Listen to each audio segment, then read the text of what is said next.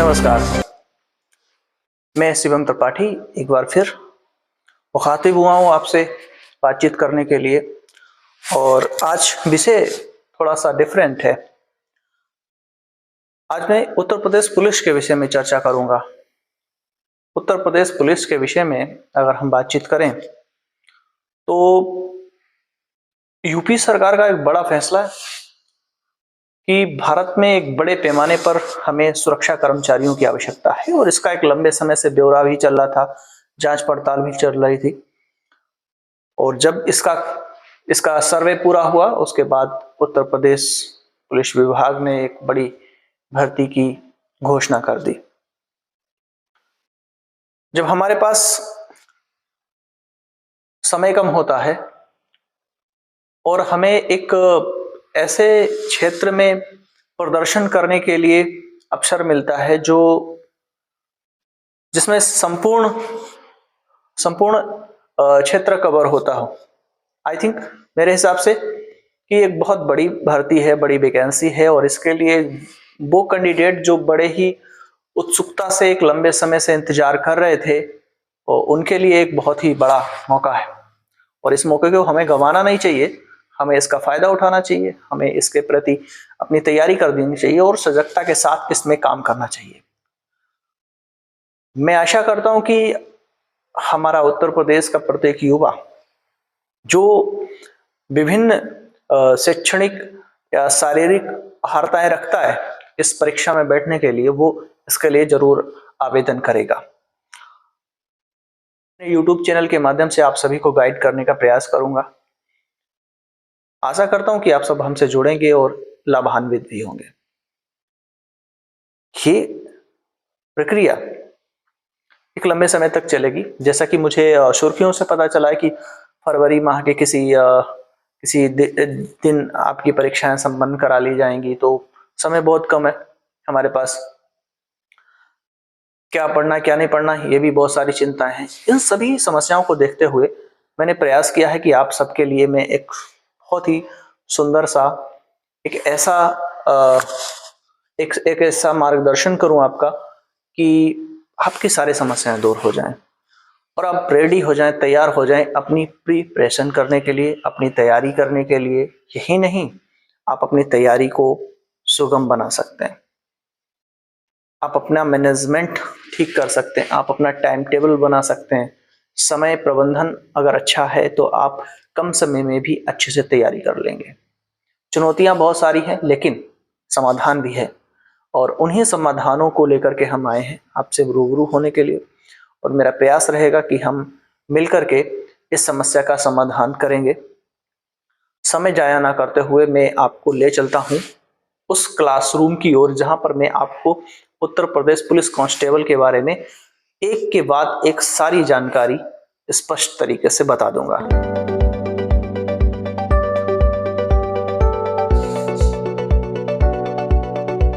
ठीक है ना?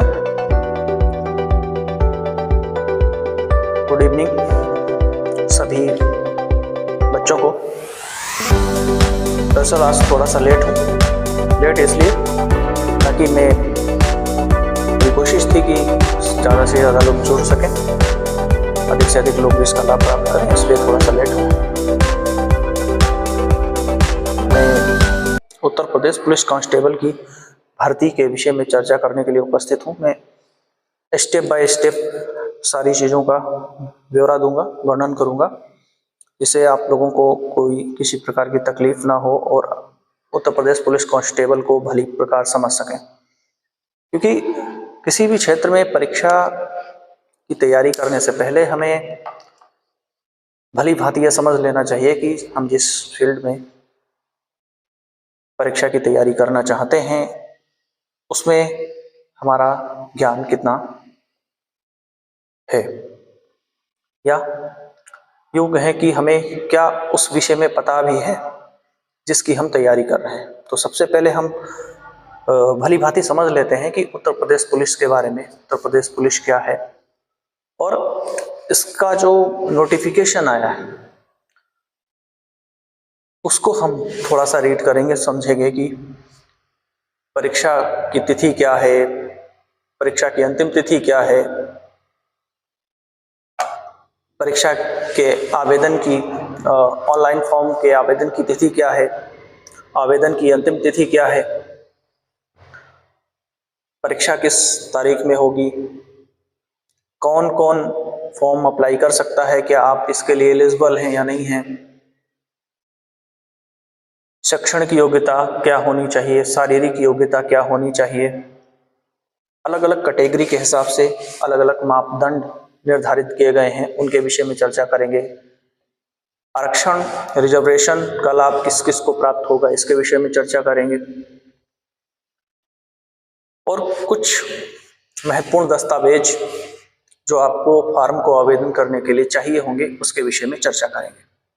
इसके साथ साथ में आपको क्या पढ़ना है, आपका पाठ्यक्रम क्या रहेगा, इस पर भी हम चर्चा करेंगे। और परीक्षा का पैटर्न क्या होने वाला है, ये भी हम बताएंगे। तो एक एक करके सभी बिंदुओं पर चर्चा प्रारंभ करते हैं। सबसे पहले जान लेते हैं कि उत्तर प्रदेश पुलिस कांस्टेबल एक लंबे समय के बाद, एक बड़े इंतजार के बाद हमें इस ऐसी परीक्षा का आयोजन किया जा रहा है। उत्तर प्रदेश में एक बड़ी भर्ती आई है उत्तर प्रदेश पुलिस कांस्टेबल के रूप में, और इसके लिए आप योग्य हैं या नहीं हैं, आवेदन कैसे करेंगे, क्या क्या चीजें चाहिए आपको, कौन कर सकता है, कौन आवेदन नहीं कर सकता, सारी चर्चाएं करेंगे एक के बाद एक। चलो हम प्रारंभ करते हैं। सबसे पहले हम जान लेते हैं कि उत्तर प्रदेश पुलिस कांस्टेबल का जो नोटिफिकेशन आया है, उसके माध्यम से जो महत्वपूर्ण तिथियां क्या हो सकती हैं, हमें फॉर्म कब डालना है, या अन्य चीजें भी, जैसा कि आपको बोर्ड पे दिख रहा होगा उत्तर प्रदेश पुलिस कांस्टेबल की वैकेंसी के बारे में। इसकी महत्वपूर्ण तिथियां, जैसे ऑनलाइन आवेदन की तिथि 27/12/2023 से प्रारंभ है। तो 27/12/2023 से उत्तर प्रदेश पुलिस कांस्टेबल के फॉर्म प्रारंभ हो गए हैं।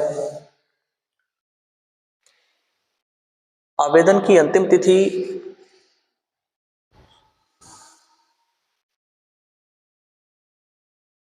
16/1/2024 है, यानी कि आवेदन करने के लिए इतना ज़्यादा समय नहीं है आपके पास। 27 से 16 तारीख तक ही आवेदन करने के लिए आपको कहा गया है।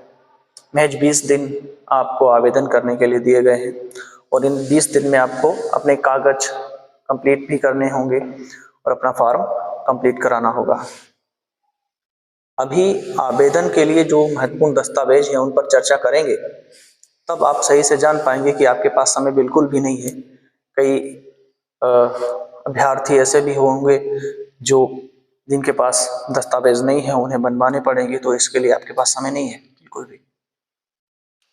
परीक्षा की तिथि भी निर्धारित हो गई है, लेकिन सबसे पहले जो बच्चे आवेदन कर चुके हैं और उन्होंने अपना शुल्क नहीं जमा किया है, तो वो शुल्क जो है अपना 18, जैसा कि यहाँ पे दिया गया है कि शुल्क एवं संशोधन की अंतिम तिथि 18/1/2024 रहेगी। तो 18/1/2024 तक आप अपना शुल्क जमा कर सकते हैं, और फॉर्म में अगर कोई त्रुटि है तो उसमें आप संशोधन भी कर सकते हैं। यही नहीं, परीक्षा की तिथि के लिए भी संभावनाएं व्यक्त की गई, परीक्षा की तिथि भी निर्धारित की गई। तो ऐसा माना जा रहा है कि परीक्षा 11 फरवरी या 18 फरवरी में आयोजित की जाएगी। 2 तिथियां निश्चित की गई हैं, 11 फरवरी या 18 फरवरी। दरअसल 11 फरवरी को एक और बड़ा एग्जाम है आरओ और एआरओ का। उत्तर प्रदेश में एक बड़ी वैकेंसी आती है आरओ एआरओ की, उसका एग्जाम है, समीक्षा अधिकारी का एग्जाम है। तो मुझे लगता है कि ये जो तिथि है 11 फरवरी, ये डिले हो जाएगी। परीक्षा आपकी संभावित है कि 18 फरवरी में आयोजित करा ली जाए, लेकिन ये भी संभावित ही है, निश्चित नहीं है। लेकिन आप मान के चलें कि आपके पास पढ़ाई के लिए मात्र 45 दिन ही है। आप मान के चलिए कि 18 फरवरी को परीक्षा हो जाएगी, तो आपके पास बहुत कम समय है तैयारी करने के लिए। तो आप ये सारी चीजें कॉपी पर नोट डाउन करते चलिए, जिससे कि एक रणनीति के तहत आप आगे बढ़ेंगे। बिना रणनीति के इस युद्ध को नहीं जीता जा सकता है। कम समय हमारे पास, 45 दिन यूं ही निकल जाते हैं। आप यही डिसाइड करते रह जाएंगे कि हमें क्या पढ़ना है, कैसे पढ़ना है, क्या छोड़ना है, कहाँ से पढ़ें, मटेरियल नहीं है उपलब्ध। तो आप निश्चिंत रहिए। आप ये मान के चलिए कि आपके पास 45 दिन है, सारी चीजें नोट डाउन कर लीजिए कॉपी पर। महत्वपूर्ण तिथियां हैं और परीक्षा कब होनी है। संभावित तिथि 18 फरवरी आप मान के चलिए कि परीक्षा आपकी हो सकती है। एक और बहुत महत्वपूर्ण चीज है, जो परीक्षा शुल्क है आपका, वो 400 रुपया लगने वाला है सभी वर्ग के लिए। SC, ST, journal, OBC, EWS सभी के लिए आवेदन शुल्क है 400 रुपया। आप ये भी लिख लीजिए।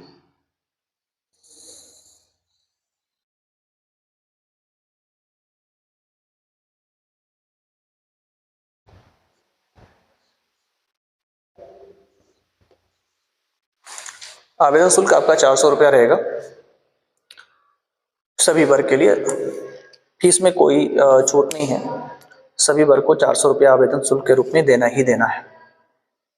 हाँ, इतना जानने के बाद में अब हम जान लेते हैं कि आपकी योग्यताएं क्या होनी चाहिए। उत्तर प्रदेश पुलिस कांस्टेबल में आप अगर फॉर्म डाल रहे हैं तो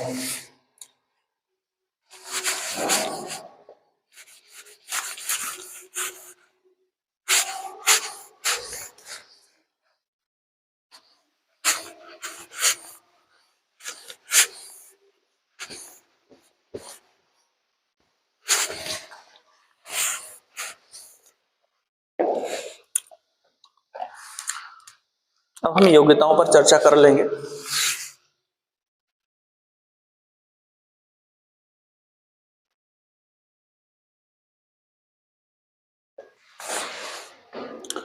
योग्यताएं क्या? योग्यताएं दरअसल दो प्रकार की हो सकती हैं। एक तो शैक्षणिक और दूसरा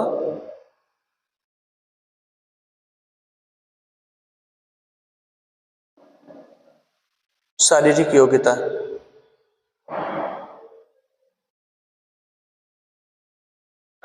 शैक्षणिक योग्यताओं में कुछ बिंदु महत्वपूर्ण हैं। आप देखेंगे कि आप इसके लिए योग्य हैं या नहीं हैं शैक्षणिक योग्यताओं के लिए। तो एक के बाद एक जो बिंदु है वो नोट डाउन करते रहिएगा कॉपी पर। जैसे कि सर्वप्रथम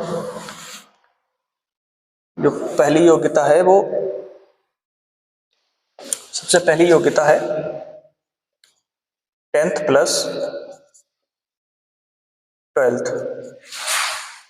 आप 12वीं पास होने चाहिए। इंटरमीडिएट होना कंपलसरी है। आपका 12वीं पास है तो आप उत्तर प्रदेश पुलिस कांस्टेबल के लिए योग्य हैं और फॉर्म अप्लाई कर सकते हैं। लेकिन वो कैंडिडेट जो अपेयरिंग में है, 12वीं की परीक्षा नहीं दी है या फरवरी में उनके एग्जाम हैं इंटरमीडिएट के, तो वह विद्यार्थी परीक्षा के लिए योग्य नहीं है। वे बिल्कुल भी आवेदन नहीं कर सकते। दूसरी महत्वपूर्ण योग्यता है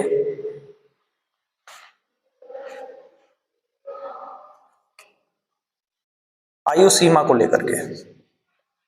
ये तो शैक्षणिक योग्यताओं में आती है, जिसमें 12th पास होना ही चाहिए। उसके बाद में फिर आयु सीमा की अगर हम बात कर लें,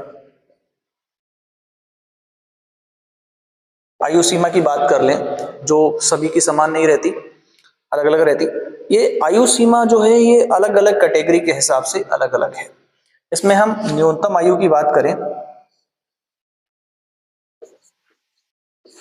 न्यूनतम आयु 18 वर्ष। 18 वर्ष से कम के कैंडिडेट इसमें अप्लाई नहीं कर सकते। तो न्यूनतम आयु 18 वर्ष पूरी कर चुका हो कैंडिडेट तभी इसमें अप्लाई कर सकता है। और अधिकतम आयु के विषय में अगर बात करें तो अलग अलग वर्ग के लिए अलग अलग अधिकतम आयु निर्धारित की गई है। जैसे हम एक सामान्य सा चार्ट बना देते हैं। जैसे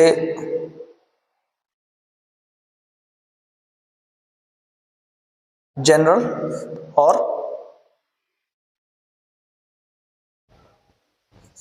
ईडब्ल्यूएस कैटेगरी हो जाती है। फिर उसके बाद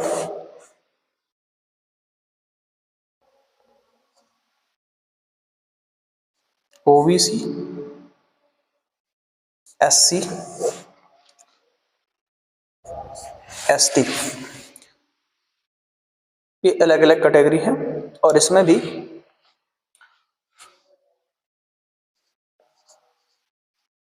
पुरुष,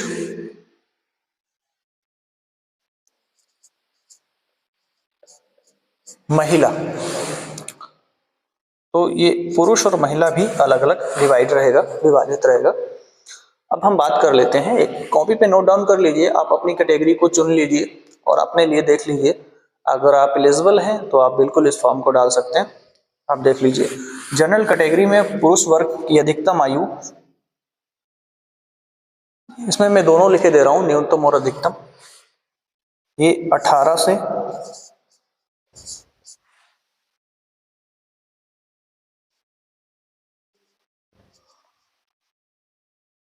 25 वर्ष। महिला अभ्यर्थी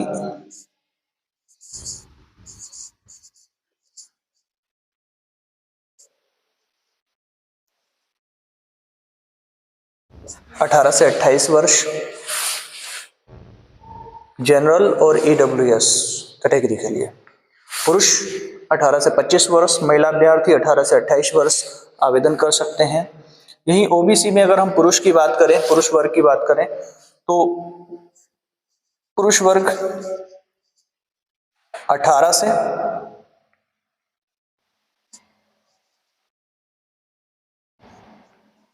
28 वर्ष तक का आवेदन कर सकता है।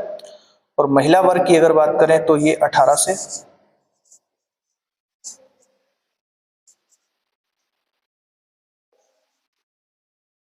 30 वर्ष इनकी आयु सीमा रहेगी। अगर महिला वर्ग की कोई ओबीसी या एसटी में है तो वो 18 से 30 वर्ष तक आवेदन कर सकते हैं। यही अगर एसटी की बात करें तो एसटी में पुरुष वर्ग 18 से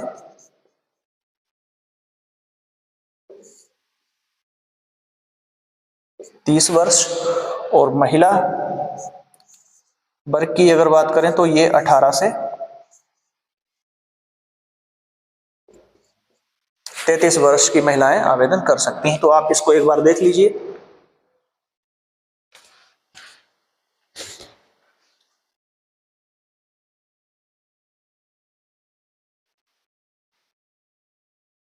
मुझे लगता है कि आपने ये नोट कर लिया होगा। तो आपकी आयु सीमा में कोई संदेह नहीं आपको रह गया होगा कि अलग अलग वर्ग के लिए अलग अलग आयु सीमा निर्धारित की गई है। महिला और पुरुष के लिए अलग अलग आयु सीमा निर्धारित की गई है। कुल मिला के ये बहुत ही सुनहरा अवसर है जिसमें भारत, उत्तर प्रदेश में प्रत्येक नागरिक इसमें अप्लाई कर सकता है जो ये आयु सीमा के अंतर्गत आता होगा वो। अब हम बात कर लेते हैं शारीरिक दक्षता की, क्योंकि शैक्षणिक योग्यताएं, आयु सीमा, ये सब जानने के बाद अब हम शारीरिक दक्षता की भी चर्चा करेंगे।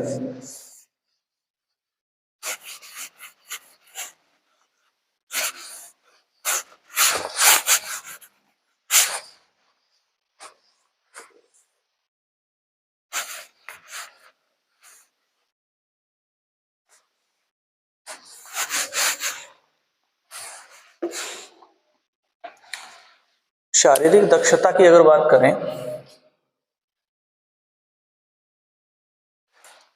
शारीरिक दक्षता में अगर हम देखेंगे तो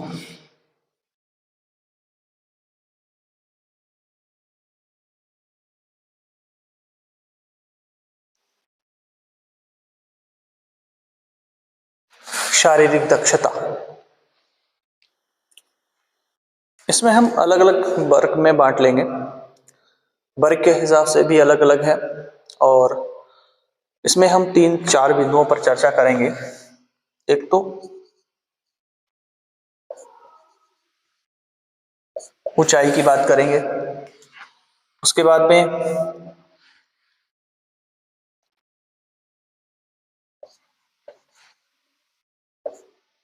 सीना, और फिर हम दौड़ की बात कर लेंगे।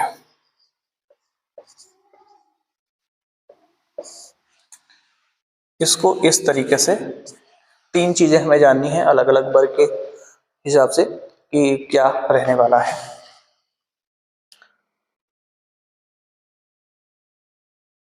सबसे पहले हम जान लेते हैं जनरल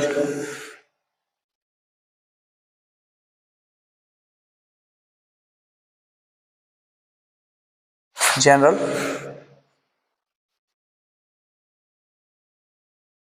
ओबीसी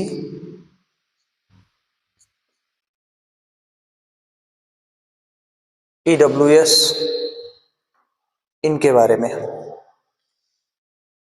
अगर हम ऊंचाई की बात करें जनरल ओबीसी ईडब्ल्यूएस वर्ग के बारे में, तो सबसे पहले हम पुरुष के बारे में देख लेते हैं और फिर हम महिला के बारे में जान लेंगे। इसमें एक वर्ग और आ जाएगा एससी वर्ग। जनरल ओबीसी ईडब्ल्यूएस एससी वर्ग के लिए समान ऊंचाई, समान उसका सीना, समान दौड़ रहने वाली है, लेकिन महिला और पुरुष के लिए अलग अलग रहेगा। अगर हम ऊंचाई की बात करें और पुरुष वर्ग की बात करें,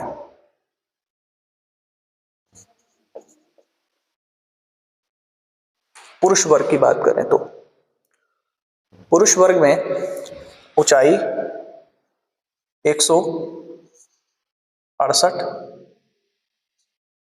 सेंटीमीटर होनी चाहिए प्रत्येक वर्ग के लिए, जनरल हो चाहे ओबीसी हो चाहे डब्ल्यूएस हो चाहे एससी वर्ग हो, सबके लिए।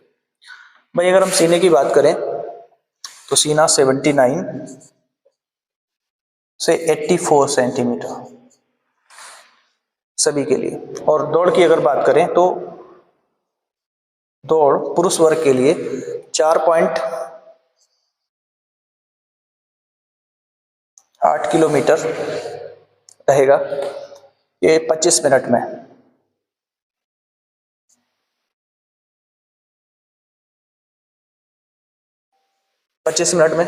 इतनी दौड़ रहेगी। तो आप नोट डाउन कर लीजिए, पुरुष वर्ग जनरल ओबीसी ईडब्ल्यूएस या एससी कैटेगरी का है, उसको 168 सेंटीमीटर की उसकी लंबाई होनी चाहिए, 79 से 84 सेंटीमीटर उसका सीना होना चाहिए, और उसको 4 किलोमीटर और 800 मीटर यानी कि 4.8 किलोमीटर की दौड़ 25 मिनट में वो पूरी कर लेता हो। ऐसे अभ्यर्थी एलिजिबल होंगे, ये सारी दक्षता में आता है। भाई अगर हम महिला की बात करें,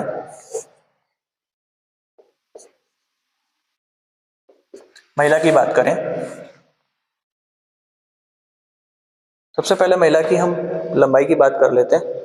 तो महिला वर्ग में 152 सेंटीमीटर लंबाई होनी चाहिए, सीना यानी महिलाओं के विषय में इस पर कोई विचार नहीं।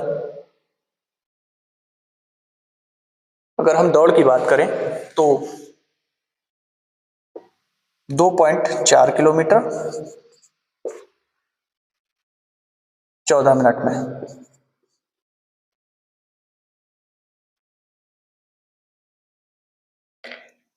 यही सेम चीज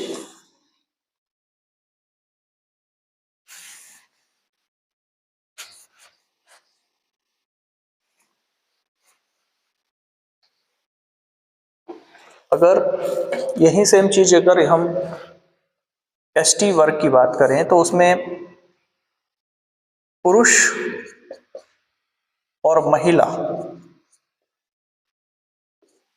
वर्ग के लिए ये चीजें अलग हो जाती है, उनको इसमें थोड़ी सी छूट दी गई है। दरअसल पुरुष वर्ग को 160 सेंटीमीटर की ऊंचाई चाहिए और महिला वर्ग को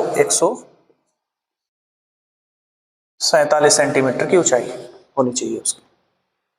थोड़ा सा यहाँ पर छूट दी गई है इन वर्ग के लिए। अगर सीने की बात कर लेते हैं तो यहाँ पर 77 से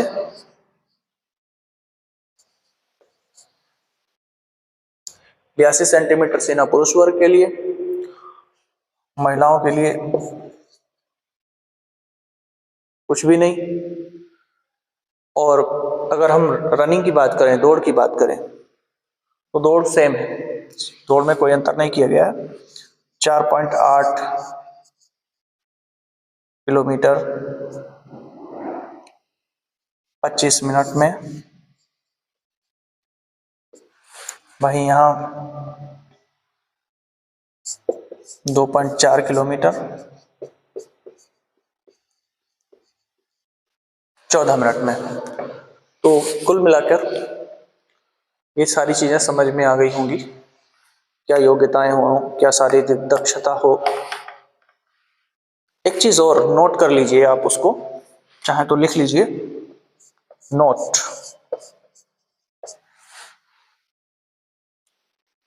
प्रत्येक वर्ग के लिए, प्रत्येक वर्ग की बात करते हैं। महिला है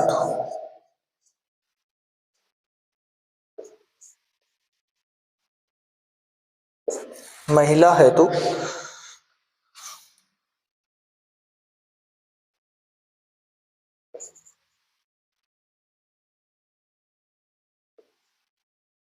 न्यूनतम वजन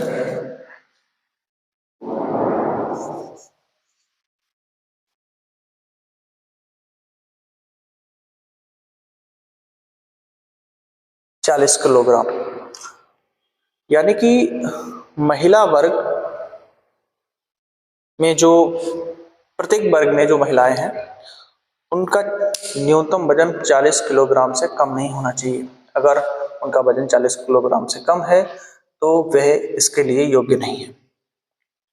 इसका मापन जब भी किया जाएगा जब परीक्षा पास करने के बाद आपका जो फिजिकल होगा और शारीरिक दक्षता जांची जाएगी, तब इसका भी वजन मापा जाएगा और उस दौरान आपका वजन 40 किलो से कम नहीं होगा। अगर कम है तो आप रिजेक्ट कर दिए जाओगे। ये कुल मिलाकर के बेसिक जानकारी हुई है इस विषय में। अब हम एक महत्वपूर्ण चर्चा करेंगे परीक्षा के पैटर्न को लेकर के। दरअसल परीक्षा का पैटर्न क्या होने वाला है, ये बहुत ही महत्वपूर्ण चीज होती है। ये तो सारी चीजें होती हैं, हमको ये नहीं पता होता कि हमको क्या पढ़ना है, तो चीजें हमारी डिसबैलेंस हो जाती हैं। पैटर्न पता होना बहुत जरूरी है, क्योंकि हमारा मुद्दा मुख्य ये सारी चीजें नहीं है। हमारा मुख्य मुद्दा है आपकी तैयारी कराना। तैयारी कराने के लिए तो हमें ये सारी चीजें जाननी पड़ेंगी कि कितने प्रश्न पूछे जाते हैं, पूर्णांक कितना रहता है, समय क्या रहेगा परीक्षा का, पासिंग क्राइटेरिया क्या होना चाहिए, महत्वपूर्ण जो पॉइंट्स हैं, बिंदु हैं, क्या पढ़ना है, पाठ्यक्रम हमारा क्या होगा, ये सारी चीजें।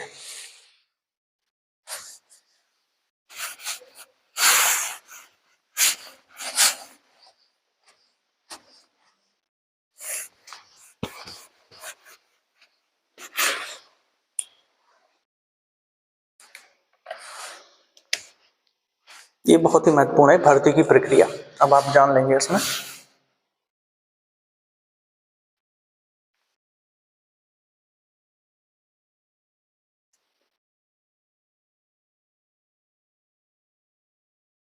भर्ती की प्रक्रिया में आप जानेंगे कि हमें भर्ती होने के लिए उत्तर प्रदेश पुलिस कांस्टेबल में क्या क्या करना चाहिए। सबसे पहले आपकी एक लिखित परीक्षा आयोजित की जाएगी। जैसे ही आपका आवेदन कंप्लीट होगा 16 तारीख के बाद, उसके बाद आपकी परीक्षा के 2-4 दिन पहले आपका प्रवेश पत्र वेबसाइट पर अपलोड कर दिया जाएगा और आपकी एक परीक्षा आयोजित की जाएगी जो लिखित होगी। तो सबसे पहली चीज लिखित परीक्षा।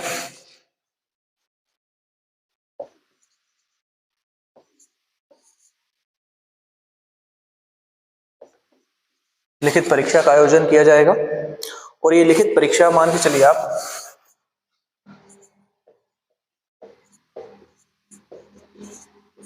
वस्तुनिष्ठ होने वाली है। ऑब्जेक्टिव प्रश्न पूछे जाएंगे इसमें।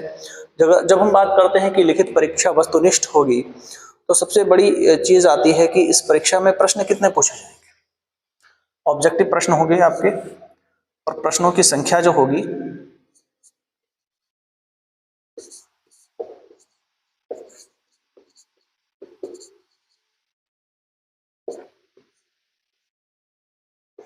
वो 150 रहने वाली है। प्रत्येक प्रश्न 2 नंबर का होगा।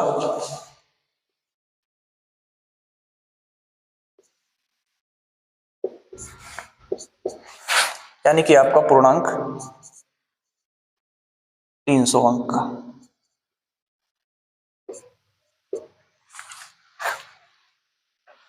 प्रश्नों की संख्या 150, प्रत्येक प्रश्न 2 अंक का और पूर्णांक 300 का होने वाला है। इतना जानने के बाद आप ये जानेंगे परीक्षा का समय।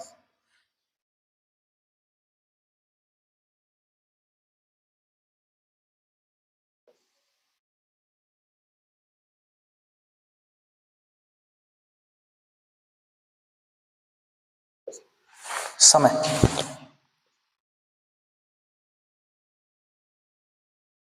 2 घंटे का रखा गया, यानी कि 2 घंटे में आपको 150 प्रश्न हल करने हैं। ये भी करना थोड़ा सा मुश्किल है अगर आप प्रैक्टिस नहीं करेंगे, और ये आपकी प्रैक्टिस पे ही होगा, तो इधर भी ध्यान देना है। तैयारी का ये भी एक बहुत बड़ा माध्यम होता है कि आप इसके साथ प्रैक्टिस भी करते रहें। प्रत्येक प्रश्न 2 नंबर का होगा। एक सबसे महत्वपूर्ण बात है कि इसमें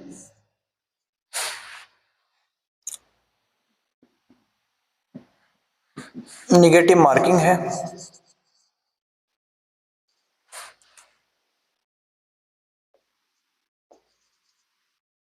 यानी कि अगर आप अगर आप 2 गलत प्रश्न करते हैं तो आपका 1 मार्क सही वाला काट लिया जाएगा। अगर आप 1 गलत प्रश्न करते हैं तो आपका 1 सही प्रश्न काट लिया जाएगा। यानी कि मार्किंग इसमें निगेटिव मार्किंग बहुत ही खतरनाक है। तो आप ये ध्यान रखिए कि आपको गलती बिल्कुल भी नहीं करनी है। जरा से भी गलती की तो बहुत ही बड़ा नुकसान भुगतना पड़ सकता है। ठीक है, तो गलती बिल्कुल भी नहीं करनी, निगेटिव मार्किंग है, और ये सब बहुत ही अच्छे से समझा जा सकता है एक अच्छे से अध्ययन के माध्यम से। तो भली बातें समझ गए होंगे। लिखित परीक्षा आयोजित कराई जाएगी। परीक्षा वस्तुनिष्ठ होगी, ऑब्जेक्टिव होगी। आपको बहुविकल्पीय प्रश्नों के उत्तर देने हैं OMR सीट पे। प्रश्नों की संख्या 150 रहेगी। 150 प्रश्न पूछे जाएंगे। प्रत्येक प्रश्न 2 अंक का होगा, और इस हिसाब से आपका जो पूरा पूर्णांक रहेगा वो 300 अंकों का होगा। परीक्षा 300 अंकों की होगी, और 300 अंकों की परीक्षा यानी कि 150 प्रश्न करने के लिए आपके पास सिर्फ 2 घंटे का समय होगा। 2 घंटे में आपको इतने प्रश्नों के उत्तर देने हैं। परीक्षा में नेगेटिव मार्किंग का भी प्रावधान है। अगर आप 2 गलत प्रश्न करते हैं तो 1 सही प्रश्न आपका काट लिया जाएगा। तो इसको ध्यान में रखते हुए हमें अपनी तैयारी करनी होगी। अब आपको सारी चीजें समझ में आ गई कुल मिलाकर के। अब हम चर्चा करेंगे, जब हम फॉर्म अप्लाई करेंगे तो हमें फॉर्म भरने के लिए बहुत सारे दस्तावेजों की आवश्यकता पड़ेगी। क्योंकि अगर आपके पास ये कागज नहीं होंगे तो आप फॉर्म को नहीं भर सकते। क्योंकि जब आप आवेदन करेंगे तो उसके साथ में इन दस्तावेजों को साथ में अपलोड किया जाना होगा। वे दस्तावेज जो साथ में अपलोड किए जाएंगे उसमें सबसे पहली बात मैं बता दूं कि आपके पास एक रंगीन फोटो होना चाहिए, और वह फोटो आपका 6 महीने से ज़्यादा पुराना ना हो, नया हो। 6 महीने के अंदर का खिंचा हुआ फोटो होना चाहिए। 10th की मार्कशीट होनी चाहिए, हाई स्कूल आपके पास मार्कशीट हो। इसके साथ ही साथ में 12वीं की मार्कशीट होनी चाहिए। ये दोनों मार्कशीटें स्कैन कॉपी आपकी अपलोड होंगी आवेदन फॉर्म में। इसके साथ में आपके पास मूल निवास प्रमाण पत्र होना चाहिए, ये भी महत्वपूर्ण है, ये भी अपलोड किया जाएगा। मूल निवास प्रमाण पत्र के साथ में अगर आप EWS कैटेगरी में आवेदन कर रहे हैं तो आपके पास EWS का सर्टिफिकेट होना चाहिए, प्रमाण पत्र होना चाहिए। अगर आप जनरल कैटेगरी के अलावा SC, ST, OBC आदि कैटेगरी से हैं और आवेदन पत्र फिल कर रहे हैं तो आपको आपका जाति प्रमाण पत्र लगाना कंपलसरी हो जाता है, क्योंकि इसकी भी स्कैनिंग कॉपी आपकी अपलोड होगी, ये बात ध्यान रखनी है। आधार कार्ड हो, आधार नंबर पड़ेगा, वैलिड मोबाइल नंबर हो, वैलिड ईमेल आईडी होनी चाहिए, ये सारी चीज़ें हों और इसके साथ में ही आप फॉर्म फिल कर सकते हैं। आप सारी चीज़ें जान गए हैं तो आपको ये भी जानने के लिए इच्छा होगी कि सर हमको पढ़ना क्या है। तो सारी चीज़ें पता चल गई, फॉर्म भी भर दिया, अब पढ़ना क्या है, ये महत्वपूर्ण विषय हो जाता है। देखिए, आप कॉपी पेन ले लीजिए और अपने देख लीजिए पाठ्यक्रम क्या रहने वाला है, क्योंकि बोर्ड पे मैं नहीं लिखूंगा, आप कॉपी पेन लेकर के और अच्छे से नोट डाउन करते चलिए। मैं आपको बता दूं कि आपकी उत्तर प्रदेश पुलिस कांस्टेबल परीक्षा जो आयोजित होगी वो जैसा कि बताया है कि 202 घंटे की परीक्षा आयोजित होने वाली है। उसमें 150 प्रश्नों के उत्तर आपको देने हैं। आपके जो प्रश्न पूछे जाएंगे परीक्षा में वो 4 विषयों से पूछे जाएंगे। वो 4 विषय अलग अलग हैं और सबसे पहले सामान्य अध्ययन का विषय रहेगा। सामान्य अध्ययन मतलब उसमें जनरल नॉलेज के सारे प्रश्न पूछे जाएंगे और सामान्य अध्ययन में हमें क्या पढ़ना है ये सारी चीजें बता देंगे। सामान्य अध्ययन में अक्सर महज 37-38 प्रश्न पूछ लिए जाते हैं सामान्य अध्ययन से, क्योंकि 150 प्रश्नों में 37-38 प्रश्न सामान्य अध्ययन से पूछ लिए जाते हैं। तो आपका वही 75-76 अंक जो है सामान्य अध्ययन से मिल जाते हैं। फिर उसके बाद सामान्य हिंदी के बहुत ज़्यादा प्रश्न पूछे जाते हैं। उसका सिलेबस कम है, स्कोरिंग बहुत अच्छा है सामान्य हिंदी का, और सामान्य हिंदी से वहीं 35 के आसपास, 36-37 के आसपास प्रश्न हर बार घुमा फिरा के ये पूछता है। इसका भी वहीं एवरेज रहने वाला है 74-75 प्रश्नों का। एक बहुत अच्छा इसमें कॉन्सेप्ट रहता है संख्यात्मक प्रश्नों का, जो मानसिक अभियोगिता के प्रश्न हैं वो पूछे जाते हैं और इसका भी एरिया वही है 37-38 प्रश्नों का वेटेज इसमें भी रहता है। आपको जो 8वीं और 6-7-8 की मैथ ही पूछी जाती है इसमें सामान्यतः। अगर आपने अच्छे से पढ़ी है तो आप ये बहुत अच्छे से हल कर सकते हैं। रीजनिंग से प्रश्न पूछे जाते हैं, वहीं आपका 37-38 प्रश्न रीजनिंग से आता है, मानसिक अभियोगिता का है और इसमें तार्किक क्षमता के प्रश्न आते हैं। रीजनिंग दोनों तरीके की पूछी जाती है, मैथमेटिकल और लॉजिकल रीजनिंग, कुल मिला के दोनों को मिला करके 37-38 प्रश्न पूछे जाते हैं। प्रकार 300 अंक में आपके 150 प्रश्न पूछ लिए जाते हैं इन 4 विषयों के अंतर्गत। अब हम देख लेते हैं कि सामान्य ज्ञान जो है एक अच्छा स्कोर दे रहा है, 37-38 प्रश्न दे रहा है। तो ये 37-38 प्रश्न किन क्षेत्रों से पूछे जा रहे हैं सामान्य ज्ञान के, जिन पर हमें चर्चा करनी है और एक एक करके सभी को पढ़ना भी है। सबसे पहले बता दें कि सामान्य ज्ञान का जो क्षेत्र है वो वैसे तो बहुत ही विस्तृत है, लेकिन उत्तर प्रदेश पुलिस में सामान्य ज्ञान के जो प्रश्न पूछे जाएंगे वो आपके सिलेबस से ही होने वाले हैं। अगर आपने इसको सही से पढ़ा है तो आप भली भांति बहुत अच्छे ढंग से इस परीक्षा में सामान्य ज्ञान के प्रश्नों को हल कर सकते हैं, जो एक बहुत अच्छा स्कोर बनाएगा आपका। सामान्य ज्ञान की अगर बात करें तो इसमें सबसे पहले तो सामान्य विज्ञान के प्रश्न आपके महत्वपूर्ण हो जाते हैं। सामान्य विज्ञान में वहीं आपको भौतिक, रसायन और जीव विज्ञान से जो महत्वपूर्ण प्रश्न हैं, महत्वपूर्ण टॉपिक हैं, उन पर चर्चा करनी होगी। यहाँ से बहुत अच्छा स्कोरिंग भी बनता है सामान्य विज्ञान से। फिर भारत का इतिहास एवं संस्कृति बहुत मायने रखता है। भारत का इतिहास और संस्कृति, जब हम जनरल नॉलेज की बात करते हैं तो हर एक परीक्षा में इसका बहुत बड़ा स्कोर रहता है, बहुत महत्वपूर्ण विषय हो जाता है ये, तो इसको भी पढ़ना है। इसके साथ में इंडियन पॉलिटी को पढ़ना है, भारतीय शासन व्यवस्था को पढ़ना है। भूगोल महत्वपूर्ण विषय के रूप में उभर करके आता है जनरल नॉलेज के क्षेत्र में।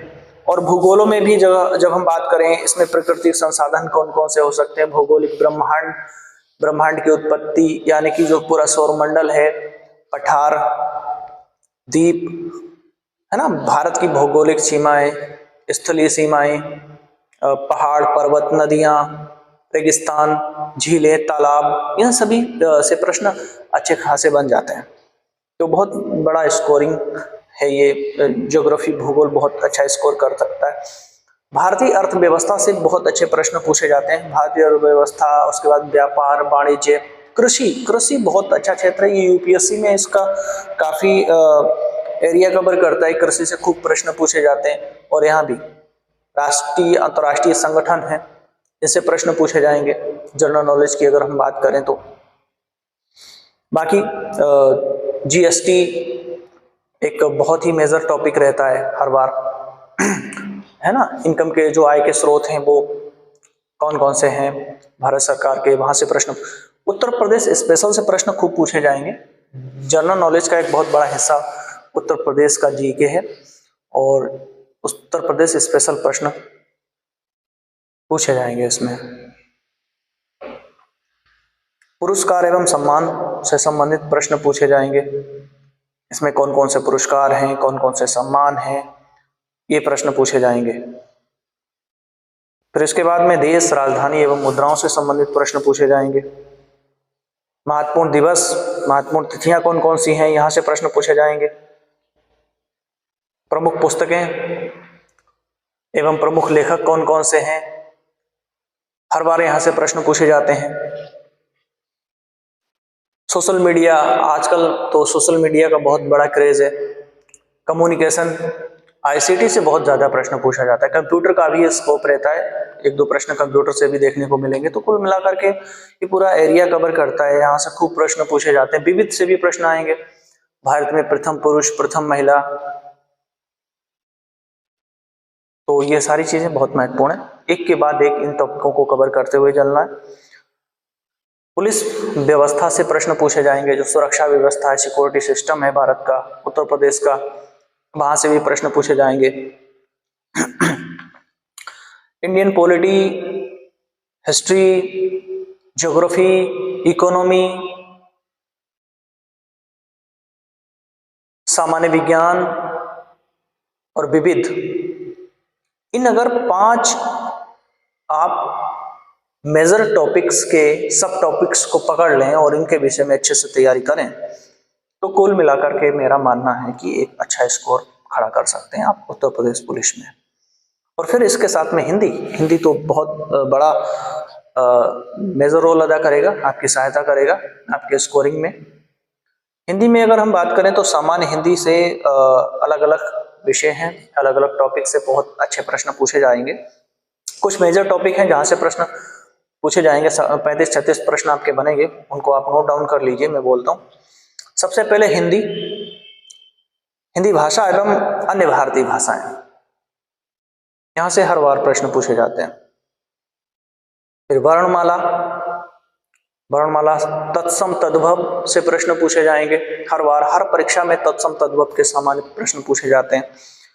अनेकार्थक शब्द, एक शब्द, ये बहुत ज्यादा महत्वपूर्ण है। अशुद्ध वाक्य, शुद्ध वाक्य पहचानना, अशुद्ध वाक्य पहचानना, यहां से प्रश्न आएंगे। लिंग, वचन, कारक से प्रश्न पूछे जाते हैं।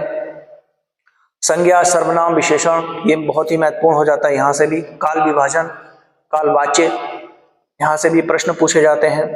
उपसर्ग, प्रत्यय, संधियां, हर क्षेत्र से प्रश्न हिंदी में पूछाएगा। 35 प्रश्न बहुत अच्छे और बहुत ही साधारण होते हैं अगर आपने एक एक टॉपिक को अच्छे से टच किया है, पढ़ा है तो। समास विग्रह को पूछता है। विराम चिन्ह से प्रश्न आएंगे।